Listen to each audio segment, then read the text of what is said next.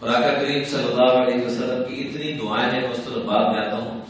مفتقی عثمانی صاحب کا چونکہ تذکرہ آیا، اس میں ایک دو چیز بڑی اہم ملتی ہے کہ قاتلانہ وار ہو رہا ہے، دشمن آ کے فائرنگ کر رہا ہے، اس لیے کہتے ہیں بڑوں کی صحبت میں، بڑوں کی بڑی باتیں، بڑوں کے قدموں میں ضرور بیٹھنا چاہیے، انسان کی بہت تربیت ہوتی ہے۔ اللہ مجھے بھی توفیق دے، آپ کو بھی توفیق دے۔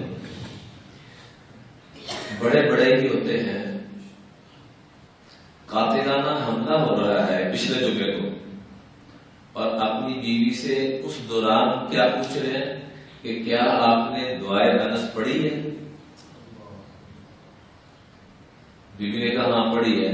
پھر ڈرائیور سے پوچھا تو نے پڑھی؟ کہاں جی پڑھی؟ کہا بے فکر ہو۔ چھوٹے بچے کہنے لگے، پوتی پوتا بھی ساتھ تھے، کہا ابھی جان ہم نے کوئی نہیں پڑھی۔ کہا بچوں کی خیر، چھوٹے بچے تھے، ان کی بھی مزاج اور عادت بچپن سے بنایا جا رہا ہے۔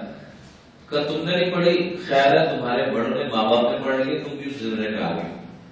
یوں گولیاں آ رہی ہیں اور کراس کر کے جا رہی ہیں، کوئی چانس نظر نہیں آ رہا تھا کہ بظاہر بچ سکے۔